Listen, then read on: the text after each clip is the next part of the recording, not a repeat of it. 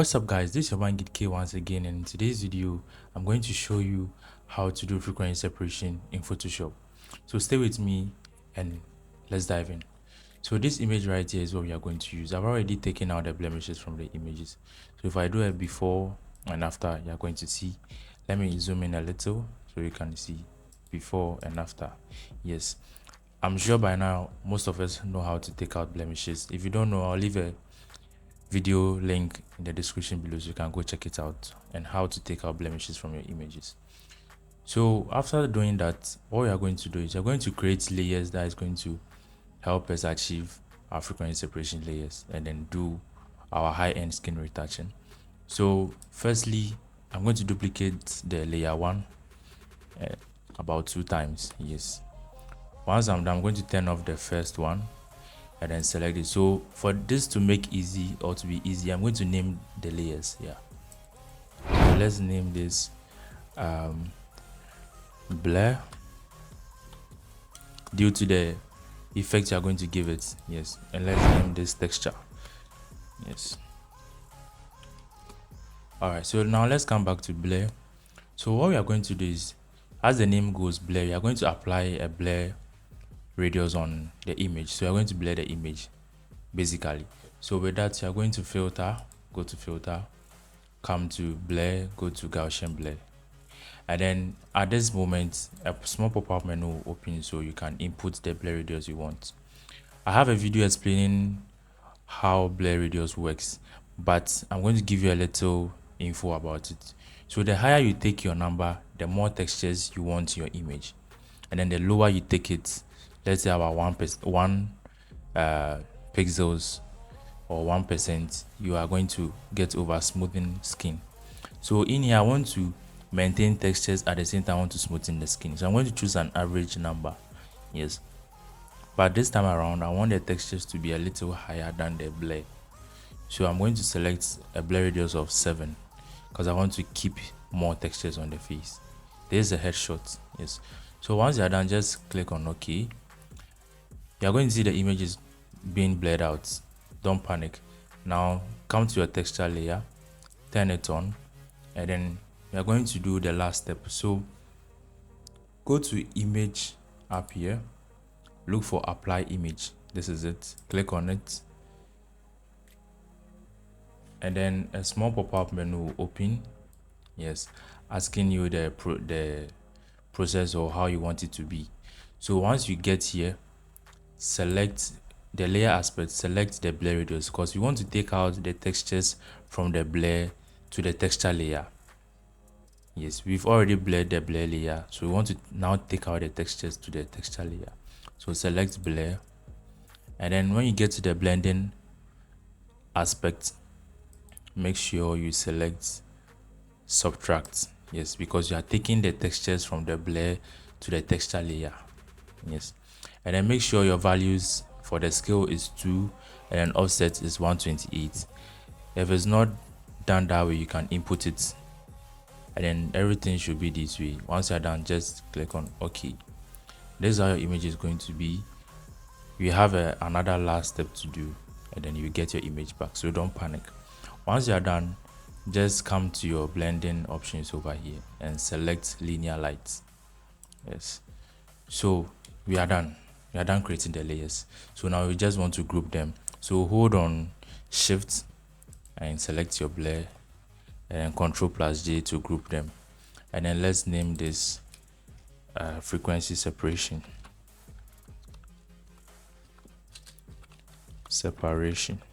Yes, and that's what we are going to use to edit our image today. So with the, now we are done creating the frequency separation layers. If I turn this on and off, there's no difference. Yes, but if you've watched my previous videos, I normally retouch on an empty layer. Yes, you can also retouch on the blur layer, but due to certain reasons which I've already explained in my previous videos, I like retouching on an empty layer. Yes, so with this I'm just going to create an empty layer here.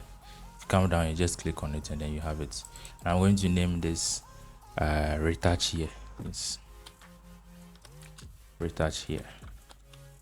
Good. So it's an empty layer. I'm going to show you my brush settings as well, my mixer brush settings. So now let's select our mixer brush. You come over here to the tools, right click and select your mixer brush. These are my mixer brush settings. Yes. So I'm going to take my flow to 30%. Yes. And then if you are retouching an empty layer, make sure the sample all layers box is checked or is ticked. Yes. And then you are retouching on, or you are using a clean brush. Yes. Don't select load brush, clean brush. So after every click, the brush becomes clean. Yes. So you select a soft round brush, which is for the mixer brush as well. Yes. And these are my settings. Everything is on 30 30 30 because I don't want to overdo it, and I want all the values to be the same. Later I'll do a video explaining each and every option over here. Yes. So retouch on an empty layer, what you have to do is when you're about to brush, you turn off the texture layer and then you brush. So once I've done that, let's dive into our retouching. Yes. So you have to mix the skin perfectly. You don't have to overdo it. And always retouch highlights separately, shadows separately. Don't mix them together. Yes. Or they are going to distort the face. Yes. So you see this part is the these are highlights. Yes. And if you want to retouch in a better way, you see she has tilted her head, so we can rotate the image. You can do that by pressing R on your keyboard, and then you can rotate the image to fit your view, and then you can as well bring it back. Yes. So let's continue retouching. Yeah.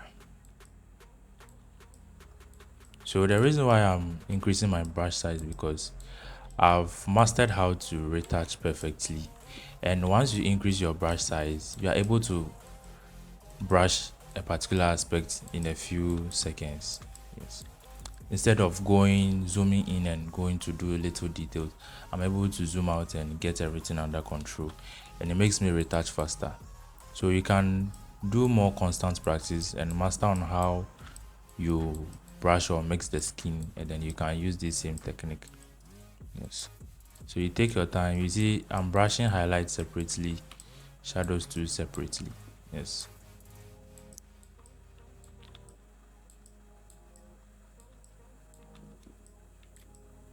So if you are brushing, when you are getting to a particular place, you have to decrease or increase your brush size to fit that area. Yes. So we don't use a single brush size throughout. Yes. So let me rotate my image back and let me show you what we've done. Turn on the texture layer. Yes. And this is what we've done so far. So before and after, before and after. You can see we've still maintained texture on the image. Yes. So let's continue brushing. Yes. So you can as well go check out our digital store. We have more amazing products over there that will elevate your editing process. We have presets, we have Luts, we have actions, you can name them. We have backgrounds for manipulation, very high quality. Yes. So just for a few amounts of money, you can go check them out and then shop them. Those who want to also purchase directly to me too, you can join my group, and then you can get my contact over there, and then you take it from there. Yes. So when brushing, take your time, don't overdo it. Make sure you keep it as natural as possible. You don't want to finish a retouching and then the image looks like a cartoon. Yes. And I know most of you will copy my brush settings. It's cool to try it out. If you already have one, you can try this out and see. If you like the results you are getting, you can keep it. Yes. For me, that's what I've been using to retouch my images over the years. So if you are admiring my works, those are the values I use, or the settings, the brush settings I use for my mixer brush. Yes. So if you want me to do more of these videos, kindly comment down below. Yes.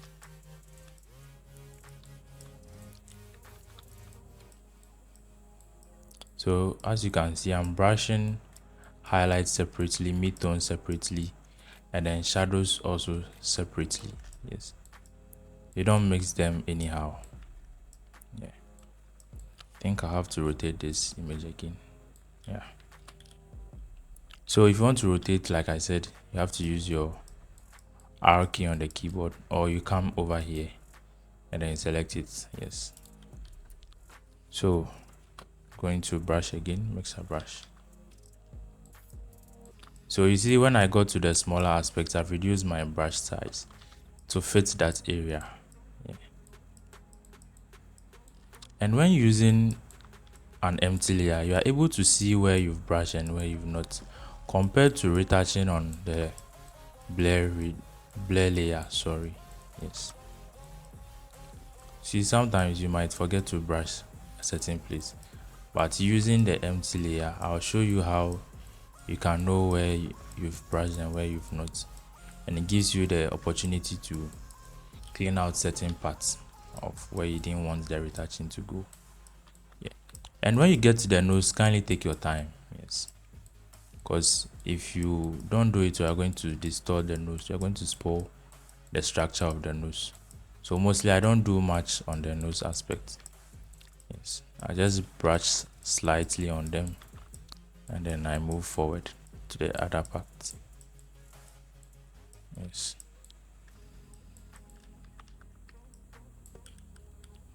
so let's continue.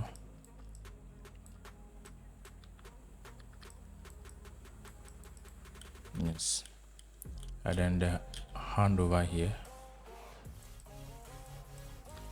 so you can increase your brush size and finish that area quickly. Yes, but make sure you are keeping the how the hand shape is intact. Yes. So now I have to rotate the image again. So you see, once I'm brushing, I want to still maintain textures. I don't want to smoothen out everything from the image. Yeah, the main motive for editing is to keep it natural as possible and not cartoon. Yes, so when you are done retouching, you don't have to get a different person. You have to make sure the person is still the person in the image and not a cartoon. Yes, I see a lot of retouching out there whereby the skin is over smoothing out, which is inappropriate. Yes, so with the fingers, we don't really do much over there. Yes, you want to keep the fingers as natural as possible, and make sure you don't move the brush out of your lane. Yes,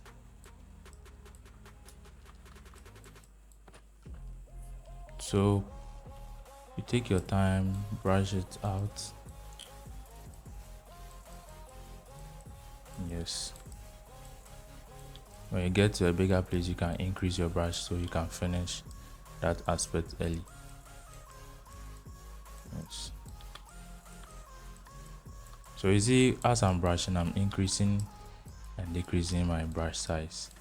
Yes, so the area I get to, I've realized that space is too small, so I have to decrease my brush size. So let me do the neck too, and then the armpit, and then we are done. Yes, so you see, when I created the frequency separation layers, it took about some minutes. Yes, so just imagine if you are going to create this process on each and every image you are going to retouch, just look at the time you are going to consume. So I have a retouching pack that is going to help you create those layers within a single click. Yes, and I also have an auto retouching action that helps you to retouch bunch of images in a few minutes. Yes. So this is my action pack. The advanced gidkay retouching pack is on my digital store. Yes. So I'm going to leave the link below. So this is what the action pack contains. You can get your global dodge and burn iron teeth and other actions that are going to help you in your editing journey. Yes.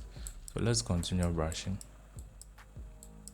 If you also want to make inquiries before you make a purchase, you can as well hit me up either on Instagram or you join our WhatsApp platform and then you can get my contact over there. Yes. So you'll be done in a jiffy. Yeah. Make sure you don't drag different colors to different parts of the skin, else you are going to spoil it. Yes. So we are done. Yes. And this is the before after. So once you are done this way, you are going in and then going to smoothen out the brush strokes on the skin. It's not that visible, but you are going to use the lasso tool to make it more evenly. So I've selected the lasso tool over here with a feather radius of 18 pixels. You can go about 20. This is because if I make a selection, I want the edges to be soft, not that harsh like the selection edges. So I'm going to select the forehead.